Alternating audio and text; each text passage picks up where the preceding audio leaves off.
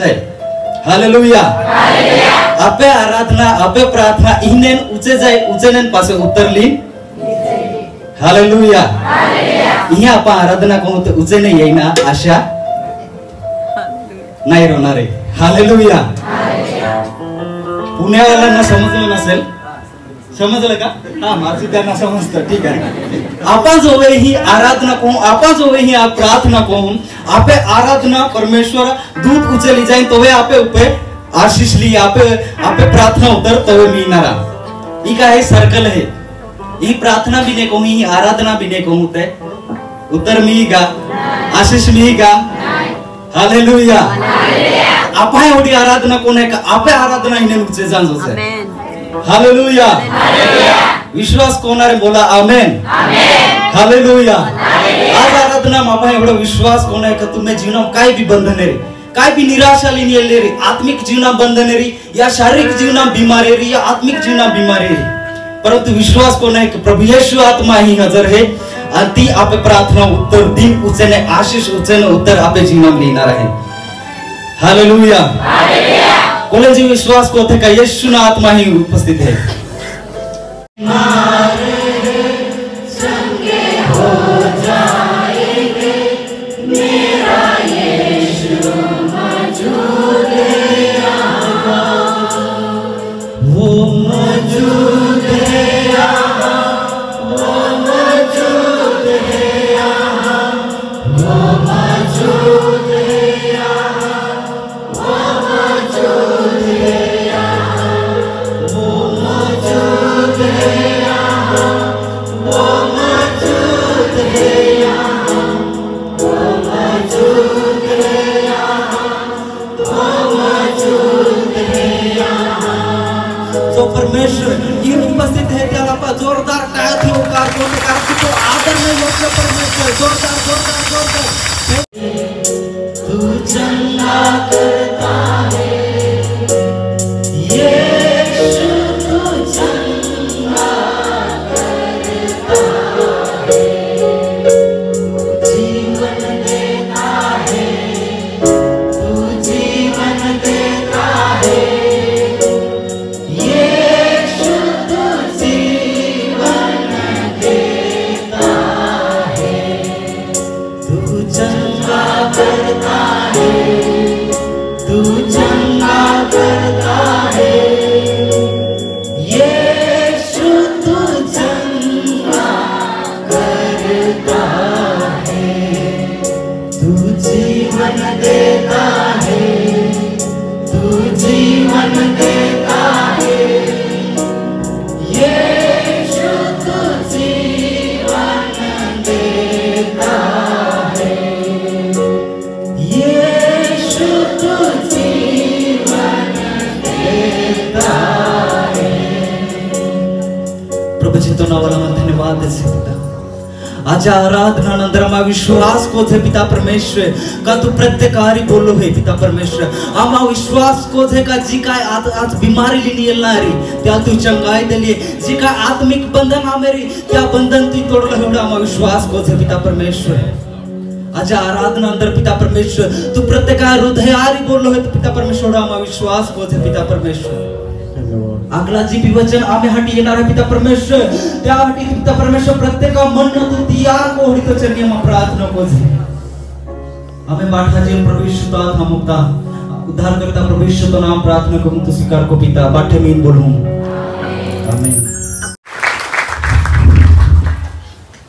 Hallelujah सर्वांना येशूच्या नावात सलाम परत एकदा या नवीन दिवसाबद्दल प्रभूला धन्यवाद देतो आणि मी विश्वास ठेवतो की परमेश्वर आपल्यामध्ये आहे आमेन आणि आपण परत एकदा देवाच्या वचनाकडे आपण जाऊ आज 2 सेशन होणार आहेत आणि म्हणून बरोबर आपण मापात दोघं गोष्टी घेऊ ना की जेणेकरून मध्ये ब्रेक देता येईल थोडासा आणि त्याच्यानंतर परत दुसऱ्या सेशनला आपण सुरुवात करू आणि वेळेत आपली मीटिंगचा जो टाइम आहे त्याच वेळेत आपण आपली मीटिंग समाप्त करू या पद्धतीने म्हणून विश्वास ठेवा की परमेश्वर आज आपल्याशी बोलेल आमेन मग आज 2दा जेवण करायचंय कितीदा मग भूक जास्त पाहिजे ना बरोबर आहे ना हा पण विश्वास ठेवा की देवाची इच्छा आहे की आपल्याला चांगलं अन्न मिळावं आणि आपण अजून त्या अन्नाच्या जोरावर पुढे जावं आणि म्हणून परमेश्वर वारंवार त्याच्या वचनातून आपल्याशी बोलतो, कारण देवाला माहिती की वचन ही जीवनाची भाकर आहे की जी आपल्याला जिवंत ठेवते. आमेन. आणि म्हणून आज विश्वास ठेवू की परत एकदा परमेश्वर आपल्याशी बोलेल. एक छोटीशी प्रार्थना करू आणि आपण वचनाकडे जाऊ. सर्वशक्तिमान आमच्या जिवंत अनुग्रहकारी देवा, परत एकदा तुझ्या चरणी तुझ्या पायाजवळ मी स्वतःला झुकवतो, लीन आणि नम्र होतो. परमेश्वर, तू माझा परमेश्वर, माझा बाप, माझा निर्माण करता, माझा उद्धार करता आहे. प्रभूजी, मी ते मातीचं पात्र आहे जे तू तुझ्या सेवेसाठी निवडलं. प्रभू, योग्यता माझ्या ठाई नाही, की योग्यता देणारा तू परमेश्वर आहे. आणि म्हणून देवा मी स्वतःला रिक्त करतो आणि तुझ्या चरणी झुकवतो. दे बापा, तू भर तुझ्या आत्म्याने, तू भर तुझ्या वचनाने, तू भर तुझ्या शब्दाने. परमेश्वरा, केवळ आवाज माझा असू दे आणि शब्द तुझे असू दे. तुझी इच्छा पूर्ण कर. मी घटावं, तू वाढावा, तुलाच महिमा मिळावी आणि तुझ्या जिवंत वचनाद्वारे आम्ही सर्वांनी आशीर्वादित व्हावं, यासाठी पवित्र आत्मा तू कार्य कर. मला आणि इथं बसलेल्या प्रत्येकाला पवित्र आत्मा तू नियंत्रित कर. सर्व आदर, मान, महिमा, गौरव, सन्मान तुलाच देऊ. प्रार्थना येशू प्रभू तुझ्या पवित्र आणि गोड नावाने मागितली. आमेन. इथं वचन जे काल आपण सुरू केलं होतं ते आहे तुमच्या समोर. गलतीकरास पत्रे याचा 6वा अध्याय आणि वचन 7. आपण परत एकदा ते वचन वाचू आणि मग आपण पुढे जाऊ. फसू नका. देवाचं वचन म्हणतं फसू नका. देवाचा उपहास व्हायचा नाही. देवाचा उपहास व्हायचा नाही. कारण माणूस जे काही पेरतो त्याचेच त्याला पीक मिळेल. कारण मनुष्य जे काही पेरतो त्याचेच त्याला पीक मिळेल. आमेन. आता नीट लक्ष द्या. देवाचं वचन म्हणतं फसू नका.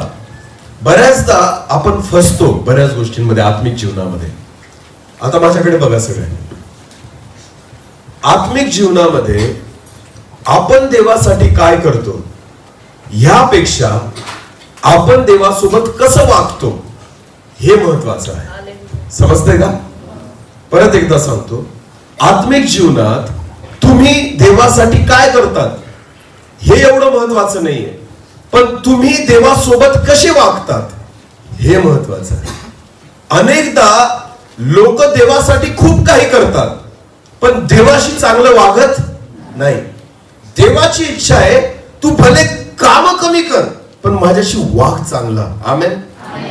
येशू ख्रिस्ताला एका परिवारामध्ये बोलवलं. लाजर आणि त्याच्या 2 बहिणी मार्था आणि मरिया या परिवारामध्ये येशू ख्रिस्ताला जेवायला बोलवलं. बायबल असं म्हणतं मरिया येशूच्या चरणापाशी बसलेली होती आणि मार्था स्वयंपाक करायला लागलेली होती. मार्था जी करत होती ती कोणासाठी करत होती?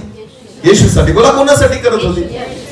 मरियेने येशूसाठी काही केलं का? काहीच नाही केलं. पण मरियेचं जे वागणं होतं ना येशू सोबत ते फार येशूला आवडत होतं. आमेन. काय वागणं होतं की तिला माहिती होतं की हे प्रभू, आज माझ्या घरामध्ये जर सगळ्यात काहीतरी चांगलं असेल ना, सर्वात महत्वाची गोष्ट जर काही असेल ना तर तू आहे, कारण तू आज माझ्या घरात आहे. आमेन. मग मी सगळ्या गोष्टींना वेळ देण्यापेक्षा मी तुला आज वेळ देणं गरजेचं आहे. हे जे वागणं होतं ना मरियेचं. मार्था काम करते कोणासाठी? येशूसाठी. सेवा करते कोणासाठी? मार्था जे करते ना तिला वाटत होतं मी मोठं काम करते, म्हणून ती येशू जवळ आली आणि म्हणते की हे प्रभू, माझ्या एकटीवर कामाचं ओझं आलेलं आहे, तुम्ही माझ्या बहिणीला सांगा की तिने मला मदत करावी. येशू म्हणतो मार्था, चुकीचं बोलू नको, मरियेने चांगला वाटा निवडलाय. बोला, मरियेने कसा वाटा निवडलाय आणि तो तिच्यापासून काढून घेतला जाणार नाही. प्रभूची इच्छा होती चांगला वाटा तो आहे की तुम्ही येशू सोबत चांगलं वागा. आमेन. तुम्ही काय करतायत ना त्याच्याने प्रभू खुश नाही होत, तुम्ही कसे वागतायत त्याच्याने देव खुश होतो. आमेन. आणि ती मरिया येशू सोबत तशी वागत होती, ती ऐकत होती. येशू बोलत होता, शिकवत होता आणि ती परमेश्वराचं वचन ऐकायची उत्कंठा आणि भूक आणि तहान घेऊन त्याच्या चरणी बसलेली होती. आमेन. हे वागणं जे आहे ना ते येशूला जास्त आवडलं. हालेलुया. अजून एक उदाहरण बायबल मध्ये आहे. एकदा एका पुरुषाने येशू ख्रिस्ताला जेवायला बोलवलं. कोणी बोलवलं? पुरुषाने. येशू ख्रिस्त जेवायला आतमध्ये गेला. त्या गावामध्ये एक पापी स्त्री होती. ती स्त्री आली आणि येशूच्या मागे उभे राहिली, रडत राहिली. आणि बायबल असं म्हणतं तिने येशूचे पाय आपल्या अश्रूंनी काय केले? भिजवले आणि आपल्या डोक्याच्या केसाने ते पाय काय केले? पुसले. तुम्हाला माहिती का? तो परुषी म्हणतो की ही पापी आहे आणि हा जर खरंच देवाचा पुत्र असेल ना तर याला माहिती पडायला पाहिजे की ही कोण आहे? पापी स्त्री आहे. देवाने मनात जाणलं येशू ख्रिस्ताने आणि येशूने त्याला म्हटलं, शिमोना, मी तुझ्या घरी आलो पण तू मला पाय धुवायला पाणी दिलं, तू माझे मुके घेतले, तू माझा सत्कार केला, पण मी जसा तुझ्या घरी आलोय ना तेव्हापासून ही तिच्या अश्रूंनी माझे पाय भिजवते, तिच्या केसांनी पाय पुसते आणि माझ्या पायांची ती मुखे घेते. जे तू करायला पाहिजे होतं ना ते तिने केलं. हालेलुया. ज्याने जेवायला बोलवलं त्याच्याबद्दल येशू खुश नाहीये, पण जो येशू सोबत चांगलं वागतोय ना त्याच्याबद्दल येशू खुश आहे. हालेलुया. मी प्रभूसाठी काय करतो याच्याने देव खुश नाही होत, मी प्रभूशी कसा वागतो ना त्याच्याने देव खुश होतो. आमेन. आणि म्हणून बायबल मध्ये पहिलंच वचन, इथे या वचनामध्ये पहिलाच शब्द आहे फसवू नका. स्वतःला फसवू नका तुम्ही की मी खूप काहीतरी करत आहे म्हणून प्रभू खुश होईल. नाही, तुम्ही काहीच करू नका, पण चांगलं वागायला शिका देवासोबत. आमेन. बरेचसे लोक फसवतायत देवाला आणि स्वतःला पण फसवतायत. तुम्ही देवाला कधीच फसवू शकत नाही, पण जेव्हा तुम्ही देवाला फसवायचा विचार करतात तेव्हा तुम्ही स्वतःला फसवत असतात. आणि म्हणून बायबल म्हणतो फसवू नका. देवाचा उपहास व्हायचा नाही, देवाची चेष्टा होणार नाही, कोणीच देवाला फसवू शकत नाही. परमेश्वर ठट्टों में नहीं उड़ाया जाता. हालेलुया. एक व्यक्ती बायबल मध्ये आहे, आज त्याच्याबद्दल आपण बघणार आहोत की त्या व्यक्तीने देवाला फसवण्याचा प्रयत्न केला. कोणाला फसवण्याचा प्रयत्न केला? त्याच्या मनामध्ये विचार आला की ज्यावेळेस देवाने त्याला काहीतरी काम दिलं ना तर त्याने विचार केला चला आपण देवाला पण फसवू ना. एक व्यक्ती आहे बायबल मध्ये, आज त्याच्याबद्दल आपण बघू. विश्वास ठेवू की परमेश्वर आज आपल्याशी बोलेल. आमेन. कोण असेल बरं तो व्यक्ती? कोणाला काही डाऊट आज मनात आला का? कोण असेल बरं तो व्यक्ती की ज्याच्यामध्ये एवढी डेअरिंग होती कोणाला फसवायची? देवाला. देवाला. बोला कोण होता? मोठ्याने. बरोबर आहे, जवळ आहे. बोला कोण? बरं मी तुम्हाला अजून एक हिंट देतो, एक अजून तुम्हाला ना एक क्लू देतो, लक्षात द्या. बरं पहिला पाण्यावरून कोण चालला? बोला पाण्यावरून पहिला व्यक्ती कोण चालला बायबल मध्ये? बरं. आणि पाण्याखालून कोण गेला पहिल्यांदा? पाण्याच्या खालून. बघा दोनच व्यक्ती असे, एक जो कशावरून चालला आणि दुसरा पाण्याच्या खालून गेला. तो कोण आहे? पहिली पाणबुडीमध्ये बसण्याचा अनुभव कोणी घेतला माहिती का तुम्हाला? योना. कोण? योना. पाणबुडी कशाला म्हणतात? जी पाण्यावरून चालत नाही, पाण्याच्या आतून चालते, त्याला पाणबुडी म्हणतात. आणि पहिला पाणबुडीत बसणारा व्यक्ती कोण आहे? योना. हालेलुया. नीट लक्ष द्या. आज आपण योना बद्दल बघणार आहोत. कोणाबद्दल? योना परमेश्वराचा दास होता, एक संदेष्टा होता. पण तुम्हाला माहिती का योना बद्दल ज्यावेळेस आपण काही गोष्टी बघतो ना तर मला पहिली गोष्ट तर ही कळते की योनाने देवाची सेवा केली पण देवाला ओळखलं नाही. ओळखलं नाही त्याने परमेश्वराला. तो देवाची थट्टा करायला निघाला, तो देवाला फसवायला निघाला. आणि असा एक व्यक्ती आहे तो योना. वाचू आपण योनाचं पुस्तक याचा पहिला अध्याय आणि वचन 1 पासून पुढे. अमित्य याचा पुत्र योना याला परमेश्वराचे वचन प्राप्त झाले की, बायबल असं म्हणतं अमित्याचा पुत्र योना याला परमेश्वराचे वचन प्राप्त झाले की उठ त्या मोठ्या निनवे शहरात जा व त्याच्या विरुद्ध आरोळी कर. की निनवे शहरामध्ये जा आणि त्याच्या विरुद्ध आरोळी कर, कारण त्याची दुष्टता माझ्या पुढे आली आहे. त्याची दुष्टता माझ्या पुढे आलेली आहे. आता नीट लक्ष द्या. योनाला देवाने एक काम लावलं. काय योनाला लावलं? कारण योना कोण आहे? देवाचा सेवक. बोला कोण आहे? परमेश्वर दुसऱ्याला नाही सांगणार ना, परमेश्वर हक्काने अधिकाराने कोणाला सांगेल? त्याच्या सेवकाला. कारण तू देवाचा सेवक आहेस ना, तुला निवडला गेलेला आहे ना, मग परमेश्वर अपेक्षा कोणाकडून करेल? हालेलुया. नीट लक्ष द्या. बऱ्याचदा परमेश्वर त्याच्याकडून अपेक्षा करतो ज्याला परमेश्वर काहीतरी देतो. आमेन. ज्याला परमेश्वर निवडतो. परमेश्वर प्रत्येकाकडून अपेक्षा नाही करत. परमेश्वराचं वचन योनाला का प्राप्त झालं की तू निनवेला जा, कारण तू संदेष्टा आहे, कारण तुला बोलता येतं, कारण तू सांगू शकतो, तू वचनाचा प्रचार करू शकतो. आमेन. नीट लक्ष द्या. आज सुद्धा परमेश्वराची इच्छा आहे. अनेक सेवकांना परमेश्वर म्हणतो कुठं जा? निनवे. बोला कुठं जा? निनवे एक असं शहर आहे जे पापात पडलेले. निनवे एक असे लोक राहतात की जे देवाला ओळखत नाही, देवाच्या विरोधात वागताय, ज्यांचा नाश करण्याची योजना कोणी केलेली आहे? देवाने. देवाची इच्छा आहे योना तू निनवेला जा, कारण त्या लोकांचा नाश होणार आहे. आज सुद्धा परमेश्वराची इच्छा आहे की देवाच्या दासांनी निनवेकडे जावं. जे नाश होणारे लोक आहेत त्यांच्याकडे जावं, ज्यांना देव कळलेला नाही त्यांच्याकडे जावं. परमेश्वर का तुम्हाला आणि मला ही अपेक्षा करतो? कारण देवाने काहीतरी दिलेलं आहे तुम्हाला. आमेन. हालेलुया. नीट लक्ष द्या. मला जेव्हापासून प्रभूने निवडलंय आणि मी प्रभूची सेवा करतोय, मला मिटिंगांसाठी फोन येतात, कुठूनही येतात, वेगवेगळ्या ठिकाणाहून येतात. पण माहिती का, पहिल्या दिवसापासून पण आतापर्यंत मला एक गोष्ट जमली नाही, एक गोष्ट नाही जमली. ती काय माहिती का? नाही म्हणणं. काय नाही जमलं? नाही म्हणणं जमलंच नाही. कोणी फोन केला ना, सर मीटिंग याल का, जर मला वेळ असेल तर मी होच म्हणतो. मला नाही म्हणताच येत नाही की मी कसं काय नाही म्हणू, कारण निवडलं त्याच्यासाठी आहे ना. मी नाही कोणत्या तोंडाने म्हणायचं? मला आवडेल तिथं जायचं, जिथं नाही आवडणार तिथं नाही जायचं का? नाही. तुम्हाला आवडतं किंवा नाही आवडत याच्याने फरक नाही पडत. देव काय म्हणतोय ना ते ऐका. हालेलुया. परमेश्वर कुठं पाठवतोय ना तिकडे जा. आमेन. हे देवाच्या प्रत्येक दासाचं कर्तव्य आहे. आणि जर तुम्ही देवाचे दास म्हणतात तर देवाचं ऐकायला शिका. हालेलुया. जर मी स्वतःला परमेश्वराचा सेवक म्हणतो ना, तर पहिले तू देवाचं ऐकायला शिक. तू देवाच्या इच्छेप्रमाणे सेवा करायला शिक. जिथं देव तुला पाठवेल तिथं जायला शिक. जर स्वतःच्या इच्छेप्रमाणे सेवक करत असेल तर तू देवाचा दास नाहीये. हालेलुया. नीट लक्ष द्या. परमेश्वर योनाला का सांगतोय? कारण देवाला माहिती तुला मी जबाबदारी दिलेली, तुला मी त्यासाठी पाचारण केलेले. मग तू जा, निनवेला जा. त्या लोकांचं पाप खूप वाढलंय, ते मरतील माझ्या हाताने, त्यांचा मी नाश करेल, म्हणून ना तूच जा. बघा, नाश कोण करणार आहे? आणि तरी काळजी कोणाला आहे? नाश कोण करणार आहे? काळजी कोणाला आहे? देवाला. कसं काय? विचार करा. काय तो परमेश्वर आहे, त्याला माहिती आहे ना मी नाश करेल का, कारण तू पापात आहे. पण तरी सुद्धा तू दुसऱ्याला म्हणतो याला समजव ना, याला समजव मी जायच्या अगोदर. कदाचित बदलला तर नाश होणार, कदाचित त्याने मन फिरवलं तर नाश होणार. तुम्हाला माहिती परमेश्वर का पाठवतोय त्याच्या दासांना? कारण देवाला माहिती आहे जर तुम्ही अज्ञानात राहाल तर नाश होईल, तुम्ही जर स्वतःला फसवाल तर नाश होईल, तुम्ही पापात जगाल तर नाश होईल. म्हणून देव त्याच्या दासांना पाठवतो आणि म्हणतो जा ना त्यांना समजव की त्यांचा काय होऊ नये, नाश. नाश करणारा कोण आहे? देवच आहे. तो त्याच्या वचनाच्या विरोधात वागू शकत नाही. न्यायासनावर ज्यावेळेस तो बसेल ना, त्याला न्यायच करावा लागेल. हालेलुया. समजतंय का? दोन खुर्च्या आहेत देवाच्या. बोला, किती खुर्च्या आहेत?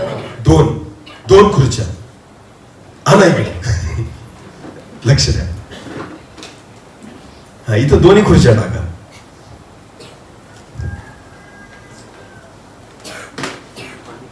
हा, हे बघा, ह्या दोन खुर्च्या आहेत. नीट लक्ष द्या. काय झालं? काय अडचण? नीट लक्ष द्या. परमेश्वराच्या किती खुर्च्या आहेत? दोन. एक खुर्ची आहे दयासन. बोला, काय आहे? दयासन. जेव्हा परमेश्वर ह्या खुर्चीवर बसतो ना, तर तो फक्त काय करतो? दया. बोला, काय करतो? जेव्हा परमेश्वर योनाला निनवेला पाठवत होता ना, तेव्हा देव कुठे बसलेला आहे? दयासनावर. बोला, कुठे बसलेला आहे? आज सुद्धा येशू ख्रिस्ताने त्याच्या प्रेषितांना आणि सेवकांना पाठवलेला. येशू कुठे बसलेला आहे? दयासनावर. इथं बसल्यावर आहे ना, तो काय करतो माहिती का? दया. बोला, काय करतो? तुम्ही पापात जरी असाल तरी तो काय करेल? तुम्ही चुकत जरी असाल तरी तो काय करेल? तुम्ही त्याच्या विरोधात वागा तरी तो काय करेल? दया करेल. कारण तो कुठे बसलाय? दयासनावर. हालेलुया. स्वर्गामध्ये दोन आसन पाहायला मिळतात प्रकटीकरणाच्या पुस्तकामध्ये. एक दयासन की ज्याच्यावर परमेश्वर विराजमान आहे सध्या. हालेलुया. आणि परमेश्वर दयासनावर आहे ना, म्हणून तो आपल्यावर दया करतोय. तो दयासनावर आहे ना, म्हणून आपल्याला संधी मिळते. तो दयासनावर आहे म्हणून तो अजून सुद्धा आपलं सहन करतो आहे. हालेलुया. हालेलुया. म्हणून देव म्हणतो निनवेला जा. कुठे जा? हा, पाप तर दिसतंय मला, नाश तर करायचा आहे मला, पण मी बसलो कुठे? दयासन. म्हणून अजून करू शकत मग निनवेला जातो. तोपर्यंत जोपर्यंत मी कुठे बसलेलो आहे तोपर्यंत देवाचं वचन ऐका. जोपर्यंत देव कुठे बसलाय तोपर्यंत स्वतःला बदला. जोपर्यंत देव कुठे बसलाय तोपर्यंत पश्चाताप करा. जोपर्यंत परमेश्वर कुठे बसलाय. एकदा जर परमेश्वर दयासनावरून उठला तर दुसरं आसन आहे न्यायासन. बोला, कोणतं आहे? या आसनावर जर परमेश्वर बसला, दया होणार, क्षमा होणार, संधी मिळणार. परमेश्वराला कोणाचीच दया येणार नाही जर तो कुठे बसला. बोला, कुठे बसला? हे दोन आसन आहेत, लक्षात घ्या. जोपर्यंत माझा परमेश्वर दयासनावर आहे ना, त्याचा ऐका. जोपर्यंत तो दयासनावर आहे ना, तो क्षमा करेल, दया करेल. एकदा जर तो न्यायासनावर बसला ना, तो कोणाचीच गय करणार, तो त्याच्या देवदूतांची पण गय करणार, तो त्याच्या सेवकांची पण गय करणार, तो त्याच्या संदेशांची पण गय करणार, तो कोणाचीच गय करणार नाही. कारण तो कुठे बसलाय आता? येशू कुठे बसलाय आता? नीट लक्ष द्या प्रियांनो. देवाला माहितीये की ह्या दोन गोष्टी फार भयानक आहेत. तुमच्या आणि माझ्याकडे तोपर्यंत संधी आहे जोपर्यंत परमेश्वर आणि प्रभू हा दयासनावर बसलेला आहे. आमेन. या काळाला कृपेचा काळ म्हणतात. बोला, कोणता काळ म्हणतात? की देव कृपा करतोय कारण तो दयासनावर आहे. आमेन. आपली प्रार्थना त्याच्यापर्यंत जाते कारण तो, माझी आराधना तो ऐकतोय कारण तो, हेच तोंड खोट्या गोष्टी बोलतात तरी मी गीत गातो तरी कोण ऐकतोय? कोण ऐकतोय या तोंडाद्वारे गायलेली गीत? देव. कारण तो कुठे बसलेला आहे? हालेलुया. मी चर्चला येऊन लबाड्या करतो ना तरी तो सहन करतोय माझं, कारण तो कुठे बसलेला आहे? लक्षात घ्या. का? तो आजही शिक्षा करू शकतो, पण त्याला माहितीये माझं आसन सध्या कोणतं आहे? दयासन. इथं मी ते करू शकत, पण ज्या दिवशी तो हे आसन बदलेल आणि ह्या आसनावर येईल ना, मी तुम्हाला सांगतो तो काहीच सहन करणार नाही. तो एकही पाप सहन करणार, तो एकही चूक सहन करणार नाही. देवाच्या लोकांनो, देवाची परीक्षा पाहू, कारण परमेश्वराचा उपहास व्हायचा नाही. परमेश्वर ठट्टों में नहीं उड़ाया जाता. नीट लक्ष द्या. तो तुमचं आणि माझं सहन फक्त एका गोष्टीसाठी करतोय, कारण सध्या त्याचं आसन आहे दयासन. आमेन. आणि ज्या दिवशी तो न्यायासनावर येईल ना, त्या दिवशी तो न्याय करेल. आणि त्या न्याय करताना तो दया माया करणार, कोणाचीच गय करणार नाही. लक्षात घ्या. प्रकटीकरणाचं पुस्तक नीट वाचा डोळे उघडून, तुम्हाला कळेल की ज्या वेळेस नाशासाठी जे निवडलेले असतील ना, सरळ बायबल म्हणतं ते अग्नीच्या आणि गंधकाच्या सरोवरात टाकले जातील. समजतंय का? तिथं दया होणार कोणावरच नाही. हा दयेचा काळ आहे. तर परमेश्वर अनुग्रह करतोय म्हणून परमेश्वराने निनवेला पाठवलं. कोणाला? योनाला. कारण परमेश्वर कुठं बसलाय? दयासनावर. तेव्हा म्हणतो, योना एक काम कर. परत वाचा ते वचन. अमित्याचा पुत्र योना याला परमेश्वराचे वचन प्राप्त झाले की उठ त्या मोठ्या निनवे शहरात जा. उठ त्या मोठ्या निनवे शहरात जा व त्याच्या विरुद्ध आरोळी कर. त्याच्या विरुद्ध आरोळी कर. कारण त्याची दुष्टता माझ्या पुढे आली आहे. पण परमेश्वराच्या दृष्टीआड व्हावे म्हणून त्याची दुष्टता माझ्या समोर आलेली आहे. बघा, नीट लक्ष द्या. परमेश्वर जेव्हा दयासनावर आहे ना, तर तो सगळी दुष्टता आपल्या डोळ्यांनी पाहतो आणि काय करतो? सहन करतो. बोला, काय करतो? कारण तो कुठं बसलाय? समजते का? लोकांची दुष्टता दिसते, वाईटपणा दिसतो, घाणेरड्या गोष्टी दिसतात, तरी सुद्धा परमेश्वर काय करतोय? आपलं सहन. बोला, काय करतोय? कारण तो कुठे आहे?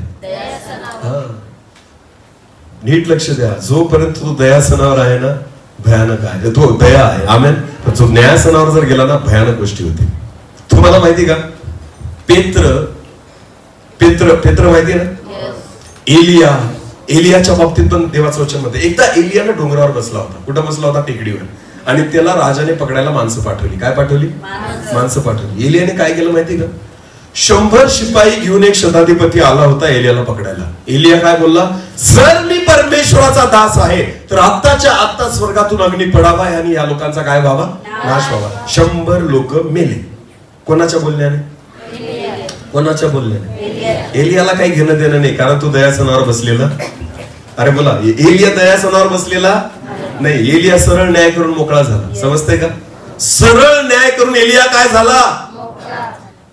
ज्या वेळेस हनन्या आणि सफीराने पाप केलं, पेत्र सरळ न्याय करून मोकळा झाला. काय काय कसा न्याय केला पेत्राने? की हनन्या, तुम्ही देवाच्या आत्म्याच्या विरोधात लबाडी कशी केली? आणि तो हनन्या जागेवरच मेला. त्याची बायको आली. नंतर कोण आली? सफीरा. आणि सफीराला तो म्हणतो, खरंच एवढ्याच जमीन विकली का? ती म्हणते हो. मग तो म्हणतो, तुम्ही दोघांनी हे संगनमत का केलं? तुझ्या नवऱ्याला जे पुरायला गेलेले आहेत ना, ते दारात आल्याबरोबर तू परत मरशील. समजते का? जागेवरच न्याय करून टाकला. कोणी? पेत्र. बोला, कोणी? देव असं करतोय का? करतोय का? येशू ख्रिस्ताला ज्यांनी वधस्तंभावर खिळलं, येशू ख्रिस्ताने लगेच त्यांचा न्याय केला का? नाही. कारण त्याला माहिती, माझा पिता आता कुठं बसलेला आहे? मला कुठं बसलेला आहे? पेत्राला येशू काय म्हणतो? पेत्रा, मी तुला स्वर्गाच्या कोणत्या किल्ल्या देईल? स्वर्गाच्या किल्ल्या देईल. कोणत्या किल्ल्या देईल? का बरं? अधोलोकाच्या नाही देणार मी तुला. कोणत्या शिष्याला, कोणत्याच प्रेषिताला, कोणत्याच सेवकाला परमेश्वराने नरकाची किल्ली नाही दिली, पण कोणती दिली आहे? स्वर्गाचीच दिली. का बरं? तुम्ही एकाच ठिकाणी लोकांना टाकू शकता, कुठं? नरकात टाकू शकत नाही. लक्षात घ्या. म्हणून पेत्राचा स्वभाव देवाला माहिती होता, हा पेत्र तापट आहे. कसा आहे? म्हणून हनन्या आणि सफीरा मेले. हनन्या आणि सफीरा काय झाले? मेले, जागेवर मेले. मग प्रभूला माहिती होतं, याला जर मी नरकाच्या किल्ल्या दिल्या ना, अर्धी मंडळी कुठे जाईल? अर्धी मंडळी कुठे जाईल? नरकात. याच्या संतापापाई. लक्षात घ्या, परमेश्वराची इच्छा एकच आहे, कोणाचा नाश व्हायला. मग देव कुठे बसलाय सध्या? दयासनावर. आमेन. म्हणून तो आहे ना सहन करतो. एलियाने सहन नाही केलं, एलिशाने सहन नाही केलं, पेत्राने सहन नाही केलं, माझा प्रभू येशू ख्रिस्त सहन करणारा होता. आमेन.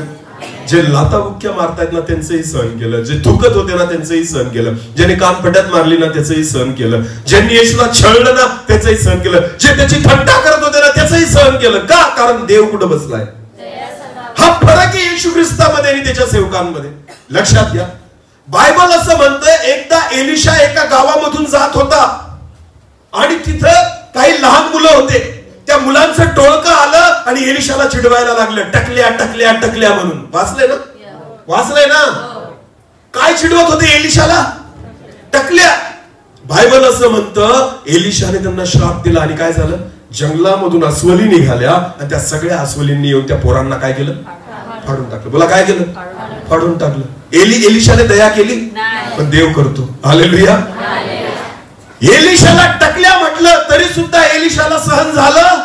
अरे येशू ख्रिस्ताला तर शिव्या देत होते ना, येशू ख्रिस्ताला मारत होते ना, येशूच्या तोंडावर थुकत होते ना, येशू ख्रिस्ताची निंदा करत होते ना, येशू ख्रिस्ताला लाटाबुक्क्यांनी मारत होते ना. येशू ख्रिस्ताचे डोळे बंद केले. त्यांनी काय केले? शिपायांनी येशूचे डोळे आणि येशूला कानफडीत मारायचे आणि म्हणायचे, ओळख तुला कोणी मारलं. किती निर्दयपणा आहे हा. कोणाला? देवाच्या पुत्राला. अरे त्याला माहिती कोणी मारलं, पण तो सांगत नाहीये. तो गप्प आहे, कारण त्याला माहिती पिता कुठे बसलाय. पिता कुठे बसलाय? स्वतःच्या एकुलत्या एका मुलाला ठेचत येत, मारत येत, छळत येत, तरी पिता काही करत नाही, कारण पित्याला माहिती मी कुठे बसलोय. दयासनावर. हालेलुया. जोपर्यंत बाप दयासनावर आहे ना, पुत्राला सहन करावंच लागेल. आमेन. जोपर्यंत माझा प्रभू दयासनावर आहे ना, तुम्हाला आणि मला सहन करावंच लागेल. हालेलुया. न्याय करून मोकळे होऊ नका. देवाला काळजी आहे लोकांची. भले नाश तोच करणार आहे, पण केव्हा करेल? जेव्हा तो कुठं बसेल? न्यायासनावर. पण आता तो कुठं आहे? दयासनावर. हालेलुया. म्हणून तो परमेश्वर आपल्यावर दया करतोय, एवढे चुका करून आणि पाप करून. मी सेवा करतो मग चुकत नाही का? चुकतो ना, मी पण चुकतो, तरी तो माझ्यावर परत दया करतो, कारण तो कुठं बसला आहे? दयासनावर. पण देवाचे दास सरळ न्याय करून मोकळे होतात. देवाचे दास सरळ श्राप देऊन मोकळे होतात. नका देऊ, नका न्याय करू. लक्षात घ्या, तुमचा आणि माझा प्रभू सुद्धा दयासनावर बसलेला आहे ना. तो सहन करतो, तुम्ही पण काय करा? बोला, तो सहन करतो, तुम्ही पण काय करा? देवाने आपल्याला न्याय करण्यासाठी नाही, जगाच्या उद्धारासाठी आणि जगाच्या तारणासाठी निवडलेलं आहे. आमेन. न्याय करण्याचं आपलं काम. अजून त्याने खुर्ची बदललेली, पण ज्यावेळेस तो खुर्ची बदलेल ना, त्यावेळेस तू कोणाचं ऐकणार नाही, त्यावेळेस तू न्यायच करेल. आमेन. पण हा कृपेचा काळ आहे. बोला, कोणता काळ आहे? देव सगळे पाप बघतोय. बोला, काय करतोय? पण तरी सुद्धा त्यांच्यावर काय करतोय? दया. आमेन. परत तेच वचन वाचा. अमित्याचा पुत्र योनाला परमेश्वराचे वचन प्राप्त झाले की उठ त्या मोठ्या निनवे शहरात जा व त्याच्या विरुद्ध आरोळी कर, कारण त्याची दुष्टता माझ्या पुढे आली आहे. त्याची दुष्टता माझ्या पुढे आलेली आहे. पण परमेश्वराच्या दृष्टी आड व्हावे म्हणून योना तार्शिशास पळून जाण्यास निघाला. अरे वा. देवाचं वचन म्हणतं, योनाला परमेश्वर म्हणतो, जा रे, त्यांना सांग रे, त्यांचा नाश नको व्हायला. तर बायबल असं म्हणतं, योनाने देवाचं वचन ऐकलं पण मानलं नाही. तर बायबल काय म्हणतं? तो देवाच्या दृष्टी आड व्हावे म्हणून योना तार्शिशास पळून जाण्यास निघाला. बोला, काय करण्यास निघाला? पळून जा. कोणापासून? तुम्हाला माहिती का, हे वचनच सांगतं की योना देवाला ओळखत नाही. ज्याला वाटतं की मी देवापासून पळून जाऊ शकतो, तू अजून देवाला ओळखलेलं? ज्याला वाटतं की मी देवाला फसवू शकतो, तू अजून देवाला ओळखलेलं? ज्याला वाटतं मी देवाशी लबाडी करू शकतो, मला असं वाटतं तू अजून देवाला ओळखलेलं? कोणापासून पळायचा विचार करतोय? त्याला वाटलं हा प्रदेश जिथं मी राहतोय ना, तो कोणाचा आहे? देवाचा. तार्शिश कोणाचा आहे? देवाचं नाही. देव कुठं बघेल मला? फक्त इथं इस्रायल मध्ये. आणि तार्शिशात गेलो तर देव दिसणार? देवाला मी दिसणार नाही. हालेलुया. तुम्हाला माहिती माणूस कसा पळतो देवापासून? माणूस देवापासून देवाच्या दृष्टीआड पळूच शकत नाही. तो पळतो ना, देवाच्या नजरेसमोरच पळत राहतो आणि त्याला वाटतं मी पळतोय. पण तुम्हाला माहिती, तुम्ही जेवढे पळाल, कोणाच्या डोळ्यासमोर पळाल, कोणाच्या नजरेसमोर पळाल, तुम्ही दूर जाऊ शकत. मी तुम्हाला सांगू का, योना संदेष्टा असून तो देवाला ओळखत नव्हता. दावीद संदेष्टा नव्हता तरी देवाला ओळखत होता. हालेलुया. स्तोत्र संहिता अध्याय 139 वाचा बरं. स्तोत्र संहिता अध्याय 139 आणि वचन 7 पासून पुढे वाचा. नीट लक्ष द्या. आता दावीद काय म्हणतो, मी तुझ्या आत्म्यापासून कोठे निघून जाऊ. दावीद काय म्हणतो, हे परमेश्वरा, मी तुझ्या आत्म्यापासून कोठे निघून जाऊ. मी तुझ्या समक्षतेपासून कोठे पळून जाऊ. काय म्हणतो, मी तुझ्या समक्षतेपासून कोठे पळून जाऊ. आता नीट लक्ष द्या माझ्याकडे बघा. दावीदाने बेतशेबे सोबत पाप केलं ना. कोणासोबत पाप केलं? पळाला का? पळाला का? पाप करून पळून गेला का? कारण त्याला माहिती तू पळून जाऊ शकत. मी कुठं पळून जाऊ? कोणाला म्हणतोय, हे परमेश्वरा, मी तुझ्या समक्षतेपासून कुठं पळून जाऊ. मग खरं सांगा, योनापेक्षा जास्त ओळख कोणाला झालेली देवाची? दावीदाला. कोणाला? दावीदाला. दावीद चांगला ओळखतोय परमेश्वराला की हे परमेश्वरा, पाप केलं ना, पण आता पळू कुठं तुझ्यापासून. नीट लक्ष द्या. तुम्हाला आणि मला एक गोष्ट कळली पाहिजे की मी चुकलो, पापात पडलो, मी देवापासून पळू शकत. योनाला वाटलं मी काय करेन, पळून जाईल. हालेलुया. का बरं? याचा अर्थ योना जो आहे ना, तो देवाला कमजोर समजतोय की देव तिथपर्यंत येऊ शकत. देवाला कदाचित परमेश्वराकडे भाडं नसेल ना. योनाकडे होतं. कुठं जायचं? त्याला वाटलं देव कुठून तिकीट फाडेल, कुठे येण्यासाठी? तार्शिशला. समजतंय का? पण दावीद म्हणतो ना, मी कुठं पळून जाऊ. पुढे वाचा बरं, ते वचन खूप सुंदर. मी वर आकाशात चढलो तरी तेथे तू आहेस. दावीद काय म्हणतो, मी वर आकाशामध्ये चढलो तर परमेश्वरा तिथे तू आहेस. हालेलुया. मग जा आकाशामध्ये, तरी परमेश्वर तिथं आहे. पुढे वाचा. अधोलोकी मी आपले अंथरूण केले तरी पहा तेथे तू आहेस. अधोलोकी म्हणजे जमिनीच्या खाली जरी मी झोपलो ना, जाऊन पार मध्ये जाऊन, तरी परमेश्वराला तो म्हणतो तिथं तू आहेस. समजतंय का? हालेलुया. बरं, देव कोणाकोणाची काळजी घेतो मला सांगा? फक्त आपलीच का सगळ्यांची? प्राण्यांची पण घेतो का? पक्ष्यांची पण घेतो का? किड्यांची पण घेतो का? काही किडे कुठे राहतात? जमिनीच्या मध्ये. बोला, कुठे राहतात? अरे कुठे राहतात बोला ना. तुम्ही कधी ओली जमीन खोदली का? खोदली ना, ते असे आळ्यांसारखे शिदीड निघतात, माहिती ना तुम्हाला? कुठे असतात ते चिखलामध्ये खाली. बरोबर आहे ना? त्यांना काय खायला लागतं हे कोण बघतं? याचा अर्थ त्या जमिनीमधल्या किड्यांना कोण बघत आहे? त्यांच्याकडे कोणाची दृष्टी आहे? मग तुम्ही कुठं लपाल? हालेलुया. जमिनीच्या खाली जरी पुरले गेले ना, तरी सुद्धा परमेश्वराचं वचन म्हणतो, दावीद म्हणतो, तिथं तू आहे. हालेलुया. आकाशात पक्षी उडतात, त्यांची त्याला काळजी आहे. जमिनीमध्ये जे कीटक आहेत त्यांची त्याला काळजी आहे ना. देवाची नजर अहोरात्र इकडे तिकडे आहे. सगळीकडे परमेश्वर बघतोय का? कारण जिथं जिथं जीव दिसतो ना, तिथं परमेश्वर काळजी घेतो. आमेन. हालेलुया. समजतंय का? तिथं देव आहे. दावीद म्हणतो, कुठे जाऊ मी पळून? आकाशात चढून गेलो तरी तिथं तू आहे. खाली भूतलात मी अधोलोकात अंथरूण केलं तरी तिथं तू आहे. पुढे वाचा. मी पहाटेचे पंख धारण करून समुद्राच्या अगदी पलीकडल्या तीरावर जाऊन राहिलो तरी तेथे तुझा हात मला चालवेल. अरे प्रभू, जर मी समुद्राच्या पलीकडे जरी उडून गेलो ना, 7 समुद्र पार, तार्शिश हे समुद्राच्या पलीकडे होतं. योनाला वाटलं मी पळून जाईल. समुद्राच्या पलीकडे गेलो का देवाला सापडणार नाही. देव त्याला वरून बघत होता, योना बेटा कुठं पळतोय? माझ्या डोळ्यांसमोरच पळून राहिले. समजते का? बऱ्याचदा आपण पण देवाशी लपाछपी खेळतो. कशी?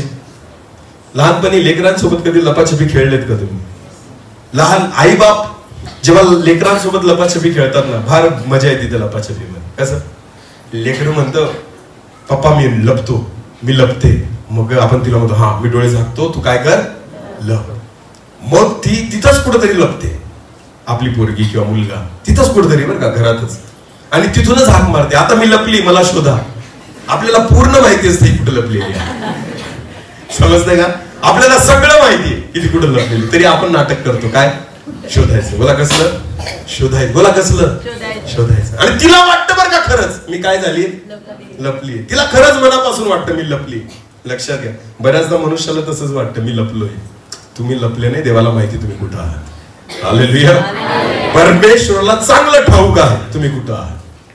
तुम्ही कोणत्या पापात आहात, तुम्ही कोणत्या चुकांमध्ये आहात. लपवू नका स्वतःला लपवू नका, देवापासून पळू नका. कारण तुम्ही पळून बी जाऊ शकत नाही, लपू बी शकत नाही. हे त्यालाच कळतं ज्याला देव कळलं. हालेलुया. दाविदाला कळलेलं होतं की देवा मी लपू कुठं, पाप तर झालाय माझ्याकडून, व्यभिचार तर झालाय माझ्याकडून, मी पळू नाही शकत ना. वर चढून गेलो तिथं तू आहे, मी खाली घुसलो तरी तिथं तू आहे, मी पंख धारण करून ना समुद्राच्या पलीकडे निघून गेलो तरी तिथं तू आहे. पुढे वाचा. अंधकार मला लपो. अंधकार, अंधारात जाऊन जरी मी बसायचा प्रयत्न केला नाही, अंधाराला म्हटलं ना अंधार तू मला लपव.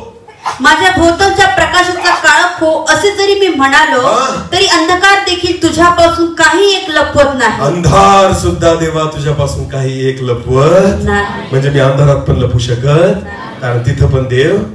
मग कुठं लपाल? योनाला वाटत होतं ना मी पळून जाईल. कोणापासून? देवापासून. कारण योना देवाला ओळखत नाहीये, पण दावीद देवाला ओळखतो. हालेलुया. दाविदाला माहिती होतं नाही ना, मला अनुभव आहे ना. दाविदाला माहिती होतं, मला विश्वास आहे हे स्तोत्र दाविदाने कधी लिहिलं असेल माहिती का तुम्हाला? हे स्तोत्र कधी लिहिलं असेल दाविदाने? जेव्हा त्याने पाप केलं बेतशेबेसोबत, आणि त्याच्यानंतर देवाने त्याला पकडलं ना, त्याच्यानंतर दाविदाला जाणीव झाली, यार मी केलेलं पाप कोणी पाहिलं? मी बंद खोलीमध्ये केलं होतं, पण परमेश्वराने उघड्या डोळ्यांनी मला पाहिलं. समजते का? आणि तिथं दाविदाला कळून गेलं कुठं पळू मी, कुठंच पळू शकत नाही तुझ्या नजरे आड. मी कुठेही जाऊन पाप केलं ना तरी तिथं तू बघतो आहे. हालेलुया. नीट लक्ष द्या. तरुण मुली इकडे बघा माझ्याकडे, ज्या मुली शिक्षण घेत आहेत. मी आपल्या बऱ्याचशा तरुण मुलींना एक गोष्ट पाहतो, गावाकडे राहतात, इथं शाळेत जातात, चर्च मध्ये येतात, खूप सुंदर व्यवस्थित राहतात, मस्त स्कार्फ बीप घेऊन वगैरे वगैरे. यांना मुंबईला शिक्षणाला पाठवा. कुठं पाठवा? तुम्हाला ओळखता सुद्धा येणार नाही आपल्याच पुरीत. असं मी बघितलंय असं. मुंबईला गेल्यानंतर ह्या आपल्याच पोरी ना अशा दिसतात ना, त्या हिरोईनला काय करतात त्याच्यापेक्षा मॉडर्न कपडे घालतात.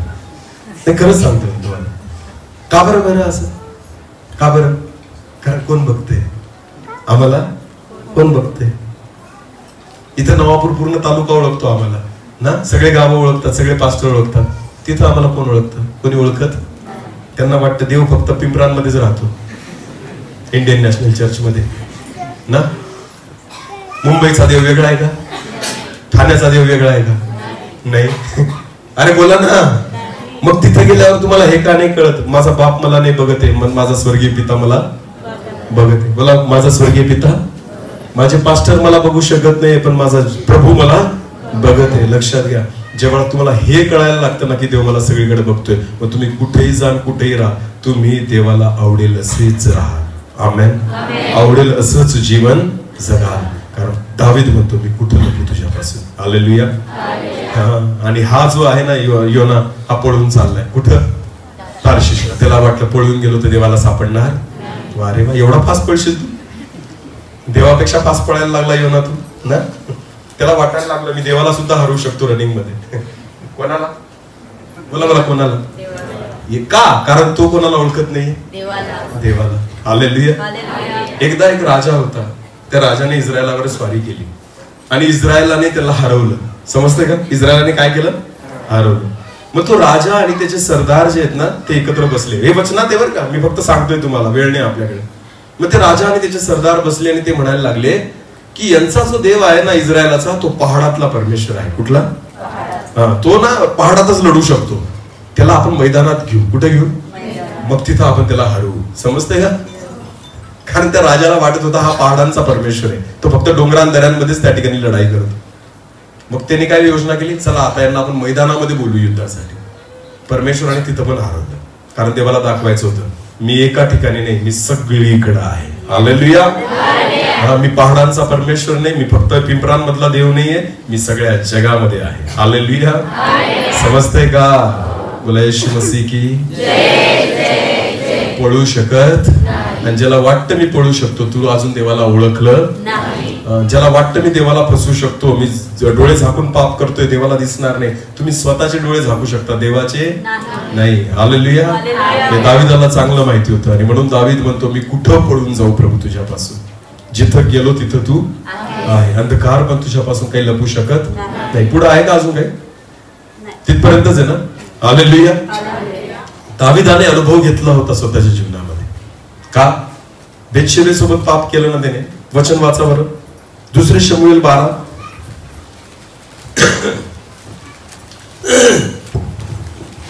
सॉरी 11, 2 शमूएल 11 वचन 2 पासून पुढे वाचा पटकन. संध्याकाळच्या वेळी दावीद पलंगावर उठून राज मंदिराच्या गच्चीवर जाऊन फिरू लागला. तेव्हा एक स्त्री स्नान करताना त्याने तेथून पाहिली. ती स्त्री दिसायला फार सुंदर होती. मग दावीदाने चाकर पाठवून त्या स्त्रीविषयी विचारपूस केली. तेव्हा कोणी म्हटले, ती अलियामाची कन्या व उरिया हित्ती याची बायको बथशेबा आहे ना. तेव्हा दावीदाने जासूस पाठवून तिला बोलावून आणले. ती दावीदाकडे आली आणि दावीदाने तिच्याशी समागम केला. ती आपल्या अशुद्धतेपासून शुद्ध झाली होती. दावीद पापात पडला. नीट लक्ष द्या, दावीद पापात अशा व्यक्तीसोबत, अशा स्त्री सोबत त्याने व्यभिचार केला जी कोणाची तरी काय आहे, पत्नी आहे. बोला काय आहे, पत्नी आहे. आता दावीदाने हे सगळं केलं, तो पापात बी पडला. पण तुम्हाला माहिती का पुढे काय झालं? वाचा बरं. त्या स्त्रीला गर्भ राहिला. तेव्हा तिने दावीदाला निरोप पाठवून सांगितले, मी गरोदर आहे. दावीदाने यबाबाला निरोप पाठवला की उरिया हित्ती याला माझ्याकडे पाठव. जेव्हा दावीदाला कळलं ती काय आहे, गरोदर आहे, कारण पाप झालेलं आहे ना, व्यभिचार केला गेलाय. आणि मग बायबल म्हणतं ती गरोदर राहिली. आता एक पाप झालं. आता ते पाप लपवण्यासाठी दावीद परत काय करतोय? दुसरं पाप. बोला काय करतोय? पाप काय असतं माहिती का? तुम्ही पापाला लपवू शकत आणि पापाला झाकायचा प्रयत्न करण्यासाठी माणूस दुसरं परत काय करतो? पापच करतो. दावीदाला ना बेतशेबे सोबत झालेलं पाप झाकायचं होतं, म्हणून त्याने अजून एक पाप केलं. त्याने तिच्या नवऱ्याला बोलवलं आणि तिला सांगितलं घरी जा, तुला सुट्टी देतो मी. का? कारण माझं पाप झाकलं जावं. पण तो पण इतका नीतिमान होता, उरिया हित्ती इतका चांगला व्यक्ती होता, इतका नीतिमान व्यक्ती होता की तो म्हणतो की सगळं सैन्य लढाईला आहे आणि मी घरी जाऊन माझ्या बायको सोबत राहू का? म्हणून तो गेला नाही. तो दरवाजातच तिथं त्या किल्ल्याजवळ जाऊन झोपला. दावीदाला परत राग आला, का बरं गेला नाही हा घरी, की जेणेकरून माझं पाप तर झाकलं गेलं असतं ना. नीट लक्ष द्या. दावीदाने 2दा प्रयत्न केला, त्याला दारू पाजून पाहिली, त्याला घरी जाण्यासाठी एवढा गळ घातला, तरी सुद्धा उरिया घरी गेला नाही. मग शेवटी दावीदाने काय केलं? उरियाला काय केलं? उरियाचा काय केलं? खून. बोला काय केलं? उरियाला मारून टाकलं दावीदाने. एक पाप झाकायसाठी दावीद दुसरं परत काय करतोय? पापच करतोय. लक्षात कळत नाही दावीदाला मी काय करून राहिलो. आणि त्याला हे पण कळत नव्हतं की देवाला कळतंय, देव बघतोय. पण तोपर्यंत दावीदाला पण वाटत होतं योनासारखंच की देवाला दिसत नाही. कारण मी जे पाप केलं ते कुठे केलं? उघड्यावर का बंद खोलीत? बोला उघड्यावर का बंद खोलीत? म्हणून देवाला कळणार नाही. लक्षात घ्या. दावीदाने एक पत्र पाठवलं होतं योआबाला. काय पाठवलं होतं? पत्र. आणि सांगितलं होतं देणाऱ्याला फक्त कोणाच्या हाती द्यायचं? योआबाच्या. दुसऱ्याला वाचू द्यायचं नाही. तो गुंडाळी घेऊन तो सेवक गेला आणि बरोबर ते पत्र कोणाच्या हाती दिलं? योआबाच्या. आणि त्याच्यात लिहिलेलं होतं उरिया हित्तीला लढाई जिथं जास्त चाललेली असेल ना तिथं समोर ठेव, म्हणजे तो मरेल. समजतंय का? दुसरं कोणीच वाचलं नाही, फक्त ते पत्र कोणी वाचलं? योआबाने. बोला कोणी वाचलं? पण दावीद विसरून गेला ते पत्र कोण वाचतोय? देव. हालेलुया. ज्या योजना तुम्ही करतात ना एखाद्या विषयी, लक्षात घ्या त्या योजना परमेश्वराला पण माहिती आहेत. ते पत्र दावीदाला वाटत होतं फक्त योआब वाचतोय. नाही, दावीद योआब नाही वाचत आहे, देव पण वाचतोय. तुमच्या व्हॉट्सअप मध्ये येणारा प्रत्येक मेसेज तुम्हाला वाटतं तुम्ही वाचतायत, नाही, तो कोण वाचतोय? देव पण वाचतोय. कारण व्हॉट्सअप कोणाचं आहे? तुमचं. बोला कोणाचं आहे? आणि तुम्ही कोणाचे आहात? बोला तुम्ही कोणाचे आहात? इंस्टाग्राम कोणाचं आहे? तुमचं. बोला कोणाचं? अरे बोलत जा, तुम्ही कोणाचे आहात? लक्षात घ्या. जर तुम्ही देवाचे आहात ना सगळ्या गोष्टी देवाला माहिती आहेत. आमेन. मला येणारं पत्र हे तुला नाही येते, देव ते वाचतोय. हालेलुया. नीट लक्ष द्या. बऱ्याचशा लेकरांना वाटतं, तरुणांना वाटतं आमचं व्हॉट्सअप कोण चेक करतं? पासवर्ड लावून ठेवाल रे तुम्ही. तो पासवर्ड देवाला नाही उघडता येत का? अरे बोला ना. अंधार ज्याच्यापासून काही लपू शकत नाही, तुमचा मोबाईल लपू शकतो का त्याच्यापासून काही? हालेलुया. कळतंय का? ऍपल फोन ज्याने निर्माण केला ना त्याच्या कंपनीच्या मालकाला देवाने बनवलेलं आहे. हालेलुया. समजतंय का? AI चा शोध जेने लावला ना त्याला सुद्धा परमेश्वरानेच निर्माण केलेलं आहे. आमेन. ज्यांनी पासवर्डचा शोध लावला ना त्याला सुद्धा परमेश्वरानेच तयार केलेलं आहे. तर विचार करा, तुमचा पासवर्ड खोलणं देवाला अशक्य आहे का? नाही, तुम्ही तुमच्या आई बापांना फसवू शकतात पण देवाला फसवू शकत. तुमच्या मोबाईल मधला सगळा डाटा कोणाकडे आहे? ती हार्ड डिस्क त्याच्याकडे. जरा जपून वापरा. हालेलुया. तुम्हाला वाटतं कोण बघतं, कोण नाही बघत, देव बघतोय. देवाला सगळं माहिती. सगळ्यांची मेसेज वाचायला रिकामा नाही परमेश्वर, पण जे कोणाचे आहेत? देवाचे आहेत. बोला, जे कोणाचे आहेत? तुम्हीच म्हणतात ना तोंडाने, मी कोणाचा? अरे बोला, मैं हात उठाकर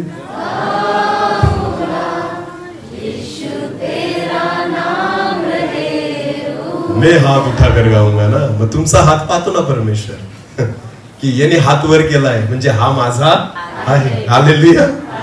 लक्षात घ्या. मग तुम्ही जर त्याचे झाले ना, तुमचा सगळा डाटा कोणाचा झाला? तुम्हाला मेसेज नाही येत, तो मेसेज कोणाला येतो? अरे बोला ना.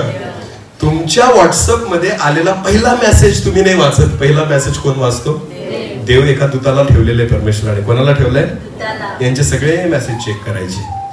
कोण कोण पाठवतोय, काय काय पाठवतोय, फेसबुकवर, इंस्टाग्रामवर, त्याच्यानंतर व्हॉट्सअपवर, सगळं परमेश्वराला ठाऊक आहे. हालेलुया. पण आपल्याला खूप मोठा गोड गैरसमज आहे ना, कोणाला कळत, कोणाला दिसत. कारण मोबाईलला मी काय लावून ठेवलाय? पासवर्ड. प्रत्येक ऍपला पासवर्ड. व्हॉट्सअपला वेगळा पासवर्ड, फेसबुकला वेगळा पासवर्ड, इन्स्टाला वेगळा पासवर्ड. का बरे? कारण आमच्या अशा काही महत्वाच्या गोष्टी आहेत ज्या लीक व्हायला, ती गुंडाळी पॅक करून फक्त यवाबाने वाचायला पाहिजे. कोणी वाचायला पाहिजे? आणि यवाबाने वाचली रे बाबा, पण तीच गुंडाळी परत कोणी वाचली? देवाने. पण देवाला कळलं ना तू काय योजना केलेली आहे. हालेलुया. समजतंय का? लपू शकत नाही. आमेन. खूप अद्भुत गोष्टी आहेत. मोबाईल दाखवा बरं. मोबाईल कोणाकडे? दादा, 2 मोबाईल द्या. नीट लक्ष द्या. हे 2 मोबाईल आहेत ना. आता ह्या 2 मोबाईल मध्ये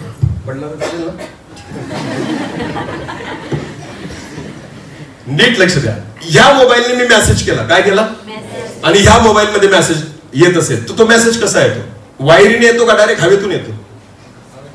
कसा येतो? कसा येतो? हवेतून. मग विचार करा ना, देवाला किती सोपं आहे. देव इथं आल्यावर नाही वाचत, तो हवेतच वाचून घेतो. कळतंय का? समजलं ना? मोबाईलचा डाटा जो ट्रान्सफर होतो ना, तो वायरीने होतो का? नाही. तर तो कसा होतो? डायरेक्ट हवेतून. बोला कसं?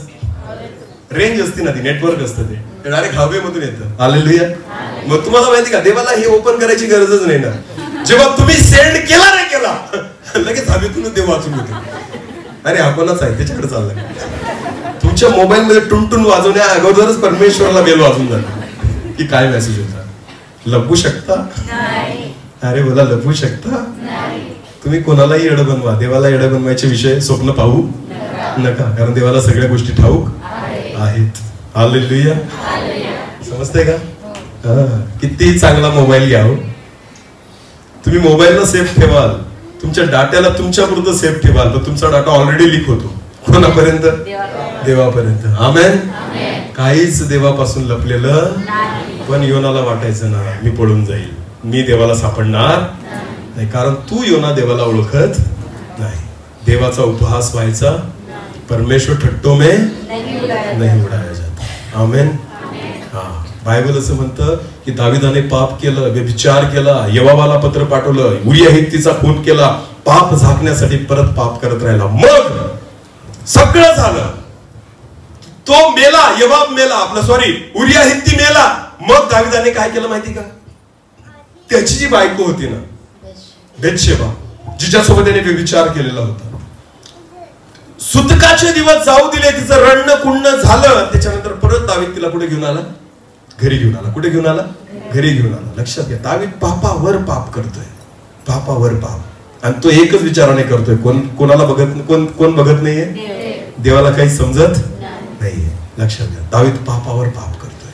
मग काय झालं? परमेश्वराने एका सेवकाला पाठवलं. कोणाकडे? दाविदाकडे. बोला, कोणाकडे? वाचू आपण 2 शमूएल याचा 12वा अध्याय आणि वचन 1 पासून पुढे. मग परमेश्वराने नाथानाला दाविदाकडे पाठवले. मग नाथान संदेश त्याला परमेश्वराने दाविदाकडे पाठवले. तो त्याच्याकडे जाऊन म्हणाला, एका नगरात 2 माणसे राहत होती. नाथान संदेशला पण असा डायरेक्ट बोलत नाही त्याला तू पाप केलंय. नाथान त्याला काय एक स्टोरी सांगतो. काय सांगतो? एक गोष्ट सांगतो. एका गावामध्ये दोन माणसे राहत होती. त्यातला एक श्रीमंत व दुसरा गरीब होता. त्यातला एक श्रीमंत आणि दुसरा एक गरीब होता. बोला किती माणसं होती? दोन. आणि एक काय होता? श्रीमंत. दुसरा काय होता? गरीब होता. पुढे वाचा. त्या श्रीमंत माणसाची मेंढरी व गुरे विपुल होती, पण त्या गरीबाजवळ एका लहानशा मेंढीखेरीज काहीच नव्हते. बघा त्याच्याकडे खूप गुरंढोरं आहेत श्रीमंताकडे, पण ह्या गरीबाकडे एकच मेंढी आहे. पुढे वाचा. त्याने ती विकत घेऊन तिचे संगोपन केले होते. ती त्याच्या बरोबर व त्याच्या मुलांबाळाबरोबर लहानाची मोठी झाली. ती त्याच्या घासातला घास खात असे, त्याच्या प्याल्यातून पाणी पित असे व त्याच्या उराशी निजत असे. ती त्याची मुलगीच बनली होती. ती मेंढी नव्हती त्याच्यासाठी, त्या गरीबासाठी. ती एकच मेंढी जी होती ना, तिच्या मुलीसारखी होती. तर त्याला खूप प्रेम करायचं त्या मेंढीवर. पुढे वाचा. एकदा त्या श्रीमंताकडे एक पाहुणा आला, तेव्हा त्याच्याकडे आलेल्या त्या पाहुण्यासाठी भोजन तयार करावे म्हणून त्याने आपल्या शेरडा मेंढ्यातून अथवा गाई बैलातून एखादे न घेता त्या गरीब माणसाची ती मेंढी घेऊन आपल्या पाहुण्यासाठी भोजन तयार केले. नीट लक्ष द्या. त्यावेळेस तो नाथान त्याला म्हणतो, काय झालं की श्रीमंताकडे पाहुणे आले आणि त्या पाहुण्यांना जेवण खाऊ घालायचं होतं. श्रीमंताने स्वतःच्या मेंढरांमधून नाही कापलं, तर त्या गरीबाची एकुलती एक मेंढी होती ना, ती मागवली आणि तिला कापलं आणि घर त्या पाहुण्यांसाठी स्वयंपाक तयार केला. आता पुढे वाचा. हे ऐकून त्या माणसावर दाविदाचा कोप भडकला. दाविदाने हे ऐकलं, दावीद संतापला. कोण येतो त्याला माझ्या पुढे आणा? कोण येतो दुष्ट की ज्याने विचार केला नाही, ज्याने दया केली नाही, ज्याने त्याच्या मनामध्ये थोडं पण त्या ठिकाणी दया नाही, असा कोण आहे? त्याला माझ्या पुढे आणा. पुढे वाचा. तो नाथानाला म्हणाला, परमेश्वराच्या जीविताची शपथ, अरे मी देवाच्या जीविताची शपथ घेऊन सांगतो, ज्या माणसाने हे काम केले तो प्राणदंडास पात्र आहे. स्वतःच्या तोंडाने न्याय करतोय की ज्या व्यक्तीने असं पातक केलं असेल ना, तो प्राणदंडास योग्य आहे. कोण बोलला?